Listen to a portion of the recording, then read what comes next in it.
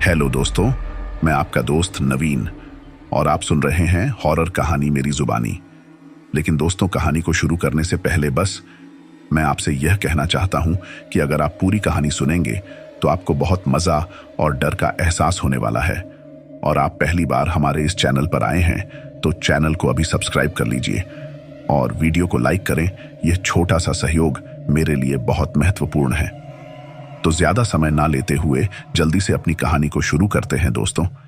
पिछले कुछ वर्षों में स्थिति इतनी बदल गई है कि अब आप पहले की तरह किसी भी चीज को खरीदने या बाहर कुछ खाने का मन करते हैं तो गर्मी के मौसम में और चिलचिलाती धूप में आपको कहीं जाने की जरूरत नहीं, बल्कि चीजें खुद आपके पास आ जाएंगी।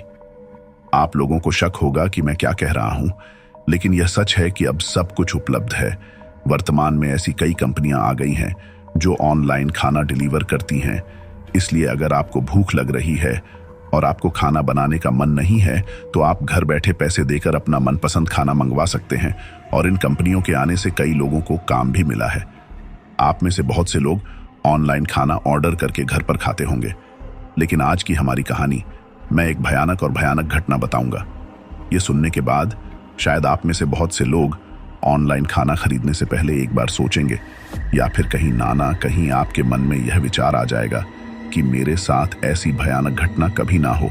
और अगर आप में से कोई बाहर से ऑनलाइन खाना खरीदने का शौक है तो आपको यह कहानी सुननी चाहिए। आज की हमारी कहानी दिल्ली की रहने वाली राधिका की है दोस्तों। मेरा नाम राधिका है और मैं गुजरात में रहती हूँ। चलिए अब राधिका से कहानी सुनते हैं। मैं वैसे राजस्थान की रहने वाली हूँ, लेकिन मैं यहाँ रहकर अपनी पढ़ाई कर रही हूँ। तो गुजरात में क्या कर रही हूँ? वास्तव में मेरी दीदी का घर गुजरात में है और मैं इस समय उनके घर पर रहकर अपनी पढ़ाई पूरी कर रही हूँ और इससे मेरा घर किराया बच जाता है। लेकिन वह भयानक घटना मेरे साथ हुई थी जब मैं दीदी के घर पर नहीं रहती थी और एक पीजी में किराए पर रहती थी, क्योंकि मेरे शुरू से ही कुछ अलग सिद्धांत थे कि मैं किसी के पर बोझ नहीं बनना चाहती थी। यही कारण था कि मैं शुरू से ही मैं अकेले रहना चाहती थी, क्योंकि वह घटना इतनी भयानक थी कि मेरे सारे सिद्धांत ध्वस्त हो गए। जब मैं लोगों को उस घटना के बारे में बता रही हूं तो मैं सब दृश्यों को याद करते वक्त मेरा शरीर रोम रोम खड़ा हो जाता है। और मैं नहीं जानता क्यों मुझे ऐसा लगता है कि अगर उसे पता चला कि मैं उसके बारे में किसी से चर्चा कर रही हूं तो मुझे ऐसा लगेगा कि मैं उसके बारे में किसी से चर्चा कर रही हूं तो मैं तो कहीं वह फिर से मेरे ऊपर हमला करने के लिए ना आ जाए। वह रात मेरे जीवन की सबसे काली और भयंकर रात थी, जब मैंने मौत को इतने करीब से देखा कि मैं आप लोगों को शब्दों में बयां नहीं कर सकती। उसका भयानक चेहरा, उसकी गुस्से से भरी हुई आंखें, उसकी लंबी नाक में और उसकी भयानक मुस्कान उसके भयानक रूप को और भी भयानक बना रही थी। अगर मैं उस दिन सही समय पर वह कदम नहीं उठाता तो शायद आज मैं आप लोगों को यह कहानी सुनाने के लिए जीवित नहीं होती। लेकिन अब आप लोग सोच रहे होंगे कि मेरे साथ क्या हुआ जो मैं इतना बढ़ाकर बोल रही हूं। तो चलिए अब मैं आपको पूरी बात बताती हूं। वास्तव में जब मैं राजस्थान से अपनी पढ़ाई करने के लिए गुजरात आई तो मेरी दीदी ने मुझे कहा कि मैं अपने घर पर रहने के बजाय किराए के कमरे में रहना चाहती थी। हालांकि मैं शुरू से ही थोड़ी स्वाभिमानी लड़की हूं। यही कारण है कि मैंने उनसे कहा कि मैं अकेली रहूंगी और किसी पर बोझ नहीं डालना चाहती थी। लेकिन मैं नहीं जानती थी कि मेरा यह निर्णय मेरे जीवन में एक रात में इतनी बड़ी मुसीबत लाएगी। घर से निकलने के बाद मैंने गुजरात में किराए पर पीजी के चौथे कमरा ली थी। मैं सुबह सुबह अपनी पढ़ाई खत्म करके दिन में कोचिंग चली जाती थी, क्योंकि एक कमरे के अलावा एक हॉल, एक किचन और बाकी सारी सुविधाएं भी थी। और शाम को वापस आकर फिर से पढ़ाई करने लगी थी। जब वह घटना मेरे साथ हुई उस रात भी काफी बारिश हुई, लेकिन पिछले 3 दिन से लगातार रिमझिम बारिश हो रही थी, जिससे मौसम 2 या 3 दिन तक बहुत ठंडा और सुहावनी थी। लेकिन जैसा कि आप जानते हैं, बारिश के मौसम में हर जगह कीचड़ होती है और मैं शुरू से ही बारिश के मौसम में बाहर जाना पसंद नहीं करती, क्योंकि हर जगह गंदगी होती है। और मैं दिन में पढ़ाई में इतना व्यस्त थी कि मुझे याद नहीं आई कि आज मेरी रसोई में खाने का सामान खत्म हो गई थी। और जब मैं रात के 10 बजे पढ़ाई कर रही थी तो मुझे लगी कि मैं थोड़ी भूखी हूँ और तभी मैं कुछ बनाने का विचार करती हूँ। लेकिन जब मैं रसोई में जाकर देखती हूँ तो वहां पर सब खाना खत्म हो गई थी। मैं तभी सोचती हूँ कि इतनी बार में इतनी रात को कौन बाहर जाएगा, लेकिन मुझे भी बहुत भूख लग रही थी, इसलिए मुझे लगती है कि आज भी बाहर से कुछ ऑर्डर करके खाना मंगवा लेना चाहिए। दरअसल जब भी मुझे कुछ चटपटा खाने का मन होती थी तो मैं ऑनलाइन ऑर्डर करके घर पर ही मंगवा लेती थी। शुरू से ही मैं बाहर से ऑर्डर करके घर पर मंगवा लेती थी और फिर अकेले बैठकर खाती थी, क्योंकि मुझे बाहर जाकर सड़क के बगल में लगे हुए चाट के ठेले पर खाने में बहुत ज़्यादा अनकंफर्टेबल लगती है। उस दिन भी मेरे मन में कुछ ऐसा ही विचार आती है, लेकिन मैं तभी सोचती हूँ कि इतनी बारिश में कौन खाना देने आएगा। तो मैं सोचती हूँ कि एक बार ऑर्डर करके देख लेते हैं, और मैं खाना ऑर्डर करते समय अवेलेबल थी और मैं खाना ऑर्डर करने के बाद अपनी पढ़ाई करने के लिए वापस बैठ जाती हूँ, क्योंकि उसमें लगभग आधा घंटे का समय लग रहा था। मुझे लगती है कि खाना मेरे घर पहुँचने में लगभग आधे घंटे का समय लगेगा, और इसीलिए मैं अपनी पढ़ाई फिर से शुरू करती हूँ। मुझे अपनी पढ़ाई करने के लिए बैठे हुए बस 10 मिनट हुआ है कि मेरे घर की डोरबेल बजती है। फ़ोन पर देखते हुए मैंने सोचा कि अभी सिर्फ 10 मिनट हुई हैं और इतनी जल्दी खाना कैसे आया। मैंने सोची कि शायद कोई पास में नहीं होगा, इसीलिए इतनी जल्दी आया। तब मैं उठकर अपने घर के दरवाजे तक जाती हूँ और दरवाज़ा खोलती हूँ, लेकिन मैं एक पल चौंक जाती हूँ, क्योंकि जो व्यक्ति मेरे सामने खड़ा था वह कोई खाना देने वाला नहीं था। उसने खाना डिलीवर करने वाली ड्रेस नहीं पहनी थी और उसका चेहरा भी बहुत अजीब था। उसका चेहरा इतना अलग था कि मैं यह भी नहीं समझ पा रही थी कि वह आदमी है या औरत। उसके चेहरे पर भी कुछ अलग लगता था, जो कि उस रात को खाना डिलीवर करने वाला शायद ही पहनता होगा। वास्तव में उसने अपनी नाक में एक नथ पहन रखी थी, जो मुझे पूरी उम्मीद है कि आप समझ गए होंगे। हालांकि मैं आपकी भाषा में नथ का अर्थ नहीं जानती, लेकिन यह एक अलग तरह का नाक में पहनने का आभूषण है। दरवाजा अचानक से खोलते ही मेरे मुंह से सिर्फ एक लाइन निकलती है, जी बताओ क्या हो गया। हर कोई जो मेरे सामने था मुझे बताता था कि आपने खाना ऑन ऑर्डर किया था और मैं खाना लेकर आया हूं। और मेरे से इतना कहने के बाद वह अपने कंधों पर लटके हुए बैग से एक बॉक्स निकालता है और मुझे देता है। लेकिन जब उसने मुझे बोलने के लिए अपना मुंह खोला तो उसकी आवाज़ मुझे कुछ बहुत ही अजीब लगी। उस बारिश के मौसम में भी उसकी आवाज़ बहुत गूंज रही थी, क्योंकि उसकी आवाज़ में बहुत ही बेस था। लेकिन मैंने तभी सोची कि मैं इसके ऊपर ज़्यादा ध्यान नहीं देना चाहिए और मुझे अपना खाना लेकर इसको पैसे देने से मतलब है। लेकिन मैं तभी नहीं जानती कि मेरे मन में क्या विचार आते हैं। मैं उससे पूछ लेती हूँ कि तुम कौन हो और तुमने नाक में नथ क्यों पहनी है। लेकिन मैं इतना पूछते ही वह बहुत गुस्सा हो जाता है और मुझसे कहता है कि आप जैसे लोग हमें समाज में रहने नहीं देते। अगर हम इज्जत से कमाकर कुछ खाना चाहते हैं तो आप लोगों के ताने हमें छलनी करते हैं, और इसी वजह से हम लोगों को वैसा काम करना पड़ता है।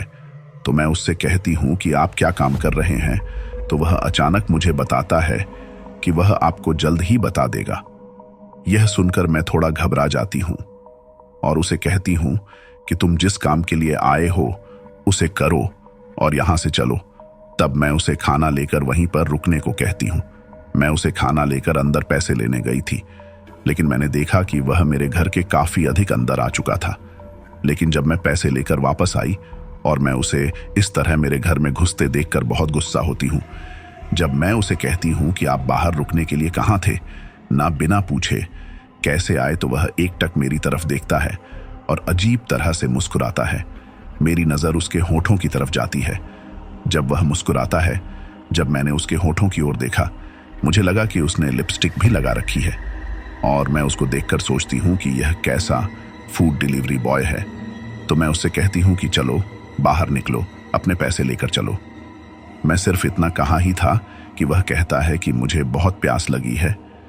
उसकी यह बात सुनकर मुझे ता है कि मुझे इसे एक गिलास पानी देना चाहिए, क्योंकि मैं इंसान होने के नाते ऐसा करना चाहिए। लेकिन मैं उसे कहती हूँ कि तुम पहले बाहर जाओ और मैं वहीं पर पानी लाती हूँ।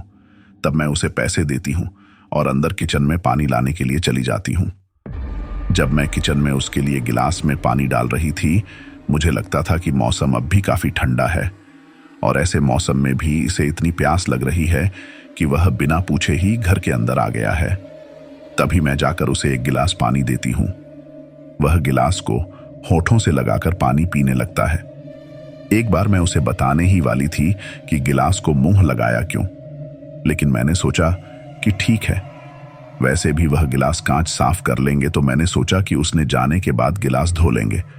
लेकिन उसने सिर्फ आधा गिलास पानी पिया और मुझे गिलास वापस दे दिया, और फिर मैंने घर का दरवाजा बंद कर दिया। दरवाजा बंद करने के बाद मैं उस पानी के गिलास को वहीं पर एक टेबल पर रख देती हूँ और मैं पहले कुछ खा लेता हूँ, क्योंकि मुझे बहुत भूख लग रही थी। इसके बाद मैं उस खाने के बॉक्स को उठाता हूँ और खड़ी खड़ी उसे एक टेबल पर रखकर उसे खोलने लगती हूँ। लेकिन जैसे ही मैं उसे पूरा खोलती हूँ, उस बॉक्स में जो कुछ था देखकर मेरी रूह कांप गई। मेरे दिल की धड़कन अचानक तेज हो गई, मेरी आंखें फटी की फटी रह गई और मैं डर से उछलकर उस बॉक्स से 2-3 कदम पीछे हो जाता हूँ। और मैं उस समय समझ नहीं पा रही थी कि मैं मेरी आंखों के सामने क्या देख रही हूँ और ये हो भी कैसे सकता था, क्योंकि मेरी हालत उस समय इतनी खराब हो गई थी कि मैं नहीं जानती थी कि मैं क्या करूं। क्योंकि उस समय मेरी आंखों के सामने वह दृश्य कुछ ऐसा था कि अगर कोई छोटा बच्चा उस चीज को देखता तो वह भयभीत हो जाता। दरअसल मैंने उस बॉक्स को खोली तो उसी व्यक्ति का कटा हुआ सिर था जिसने मुझे कुछ देर पहले वह बॉक्स दिया था और पीने के लिए पानी भी मांग रहा था। उसकी कटी हुई मुंडी पूरी तरह से उस बॉक्स के अंदर थी और उसकी नाक में भी एक नथ लगी हुई थी, बिल्कुल उसी तरह से जिस तरह से उसने मुझसे बात करते समय पहनी रखी थी। और उसके सिर के बाल औरतों की तरह काफी लंबे थे और वह बिल्कुल री हुई थी। जब मैंने बॉक्स खोली तो मुझे बहुत डर लगी, लेकिन उस समय उसकी आंखें बंद थीं, जैसे कोई मरे हुए व्यक्ति की होती है। और मैं डरकर उससे थोड़ा पीछे हो गई तो वह अचानक अपनी आंखें खोल देता है और उसके मुंह पर एक अजीब सी मुस्कुराहट आती है, ठीक उसी तरह जैसे कोई जीवित व्यक्ति देखकर मुस्कुराता है। अब वह मेरे लिए इतना भयानक था कि मैं उसे शब्दों में बयान नहीं कर सकती। उस वक्त मैं जोर जोर से सांस ले रही थी, जैसे मैं डर गई थी कि मेरा यूरिन यहीं पर निकल जाएगा। और मेरी आंखें फटी की फटी रहकर उस मुंडी की तरफ देख रही थी। घर के मुख्य दरवाजे से किसी के खटखटाने की आवाज आई और उस समय जो कोई बाहर था वह इतनी तेज से मेरे दरवाजे को खटखटा रहा था कि जैसे वह बस दरवाजे को तोड़ देगा। मैंने सोचा कि दरवाजे पर एक डोर बेल लगी हुई है, वह डोर बेल को क्यों नहीं बजा रहा था। लेकिन मैं उस समय बहुत ज्यादा भयानक स्थिति में थी और मैं भी उस समय भागना चाहती थी। इसीलिए मैं दौड़कर मुख्य दरवाजे की ओर जाता हूं और तुरंत दरवाजा खोलता हूं।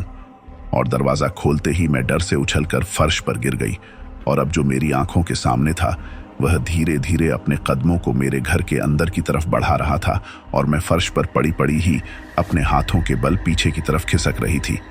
जब उसने अपने कदमों को मेरी तरफ बढ़ाते देखा और उस समय मैं सिर्फ यही बोल रही थी कि नहीं नहीं, क्योंकि मैं दरवाजा खोलते ही वही आदमी मेरे सामने खड़ा था जो मुझे अभी कुछ देर पहले एक बॉक्स देकर गया था जिसमें उसी की कटी हुई मुंडी थी। और जब वह मेरे सामने था उसकी कटी हुई मुंडी को उस बॉक्स में देखकर मुझे विश्वास नहीं हो रही थी कि एक व्यक्ति का सिर एक साथ 2 स्थानों पर कैसे हो सकता है। जब तक मैं समझ गई थी कि यह कोई जीवित इंसान नहीं है बल्कि एक बहुत बुरी शैतानी आत्मा या पिशाच है। मैं अपने हाथों के बल फर्श पर पीछे की तरफ रेंग रहा था। यह मुझे जिंदा नहीं छोड़ेगा, तो वह बुरी आत्मा या कोई भी चुड़ैल मुझे इस तरह से अपनी जान बचाने के लिए तड़पता हुआ देखकर बहुत खुश हो गई थी। अब वह धीरे धीरे मुस्कुराने लगती है, फिर जोर से हंसने लगती है। यह सीन बहुत देर तक चल रहा था और मैं अपने हाथों के बल पीछे खिसक रही थी और वह धीरे धीरे मेरी ओर बढ़ा रही थी, जिससे मैं खिसक के पीछे की तरफ मेरे किचन में पहुंच गई थी। वह भी किचन से बाहर निकल चुकी थी, इसलिए मेरे पास पीछे खिसकने के लिए कोई जगह नहीं थी और लगभग 10 मिनट तक वह मेरी तरफ ही चलती रही। ऐसा लगता था कि वह सिर्फ मुझे डराकर मारना चाहती थी, और अगर वह सिर्फ मुझे मारना चाहती थी तो वह मुझे किसी भी तरह मार सकती थी, लेकिन शायद वह मुझे तड़पा तड़पा के मरना चाहती थी। वह मेरे बहुत करीब आ चुकी थी, इसीलिए वह चाहती थी कि मैं डर से मर जाऊं। लेकिन तभी मैं किचन में मिर्ची के डब्बे देखती हूं और सोचती हूं कि मरना तो आज मुझे वैसे भी है, तो क्यों ना मरने से पहले अपने आप को बचाने की कोशिश। क्यों ना की जाए। तब मैं अचानक से उस मिर्ची के डब्बे को उठाकर उसे चुड़ैल की आंखों में डाल देती हूँ। मैं इतनी जल्दी किया कि चुड़ैल कुछ भी नहीं समझ पाई और उसकी आंखों में मिर्ची डालते ही मैं पूरी हिम्मत करके वहां से उठती हूँ। उस समय वह चुड़ैल जोर जोर से चिल्लाने लगी और दोनों हाथों से अपनी आंखों को दबाने लगी। तभी मैं उठकर उसको साइड में जोर से धक्का देती हूँ, लेकिन जैसे ही मैं उसको छूती हूँ मुझे एक जोर का करंट लगती है, इतनी तेज कि मैं अपने हाथ से उसको धक्का देते समय हाथ जल चुका था। लेकिन उस समय मैं अपनी जान बचाने पर ज्यादा ध्यान देती हूँ और तुरंत उस घर से बाहर की तरफ दौड़ने लगती हूँ। मैं बेहोशी की तरह होकर उस घर से निकलकर सीढ़ियों पर नीचे आ रही थी। उस समय मैं उस मकान से 3 मंजिल नीचे चली गई थी, यानी ग्राउंड फ्लोर पर चली गई थी। लेकिन तभी मुझे उन सीढ़ियों के कोने में उस चुड़ैल की वही कटी हुई मुंडी दिखाई दी और वह मुंडी मेरी तरफ देखकर मुस्कुराने लगी। तो मैंने सोची, अगर मैं आज इससे डर कर यहाँ पर रुक गई तो ये मुझे पक्का मार देगी। तो मैं गुस्से में उसकी तरफ बढ़ गई और मैं उसे एक जोर की लात मारती हूँ, जिससे वह मुंडी गेंद की तरह ग्राउंड की तरफ उछल हुई बाहर चली जाती है और वहीं पर गायब हो जाती है। लेकिन लात मारते ही मेरे पैर में बहुत तेज दर्द होने लगता है और मैं अपने पैर की ओर देखती हूँ। जिस पैर से मैंने लात मार दी थी उस पैर की सभी उंगलियों के नाखून गायब थे, जब तक मेरे नाखून ही उखड़ चुके थे और उसकी वजह से मुझे बहुत दर्द होने लगा, इतना ज्यादा कि मैं आपको बता नहीं सकती। उसके बाद मैं अपने पैर से चल भी नहीं पा रही थी। जब बाहर बहुत बारिश हो रही थी, यही कारण है कि मैं ग्राउंड में ज्यादा लोग देख नहीं पा रही थी। लेकिन मैं अचानक से 1 या 2 लोगों को बुलाती हूँ और मेरी हालत देखकर वे भी बहुत घबरा जाते हैं। वह मुझे अस्पताल ले जाते हैं और मैं उन लोगों को अपनी दीदी का मोबाइल नंबर देती हूँ, जिसके बाद वे फ़ोन करके उन्हें अस्पताल में बुलाते हैं। और जब मेरी दीदी मेरे पास आती है, मैं उन्हें मेरे साथ हुए सब कुछ बताती हूँ। डॉक्टरों ने 2 या 3 दिन के इलाज के बाद मुझे छुट्टी दे दी, लेकिन मेरे उस पैर पर पट्टियां अभी भी बंधी हुई थीं। और जब मेरी दीदी मेरे पास आती है, मैं उन्हें मेरे साथ हुए सब कुछ बताती हूँ। डॉक्टरों ने 2 या 3 दिन के इलाज के बाद मुझे छुट्टी दे दी, लेकिन मेरे उस पैर पर अभी भी पट्टियां बंधी हुई हैं। बाद में मुझे दीदी के घर शिफ्ट कर दिया गया, जहां मैं लगभग 1 महीने तक बेड पर रही, ताकि बेड रेस्ट के दौरान दीदी ने घर पर पंडित को बुलाया, जिसके बाद पंडित ने मुझे उस दिन मेरे साथ हुई घटना के बारे में पूछा और मैंने उन्हें पूरी तरह से बताया कि मेरे साथ क्या क्या हुआ, शुरू से लेकर अंत तक। फिर मुझे एक ताबीज दिया और कहा कि आज से पहले कभी भी उस क्षेत्र में वापस नहीं जाना। उस दिन से आज तक मैं अपनी दीदी के घर पर रहती हूँ। घर से बाहर कहीं भी जाओ तो अकेले मत जाना और किराए के कमरे पर अकेले रहने की सोच को पूरी तरह से बाहर निकाल देना। और मैं यहीं पढ़ती हूँ। लेकिन उस दुर्घटना से बाहर निकलने में लगभग 8 महीने लग गए, इसलिए हर समय मुझे लगता था कि वह मेरे पास है, वह मुझे कभी भी मार सकती है, और आज तक उस बात का पता नहीं चला वह वास्तव में क्या था। वह पंडित जो हमारे घर आए थे, उन्होंने हमको कुछ नहीं बताया था। पंडित ने सिर्फ इतना ही बताया कि अगर मैं आपको बताता कि वह कितनी खतरनाक थी तो आप अब जितना डर रही हो उसके बारे में पता चला तो तुम्हें कई गुना ज्यादा डर जाएगी। लेकिन आप उसके चंगुल से बच गए और अब कोई खतरा नहीं है। इसलिए आपको हर समय याद रखना चाहिए कि कभी भी अकेला नहीं रहना चाहिए। धन्यवाद दोस्तों, ये थी आज की कहानी। मिलते हैं अगली वीडियो में।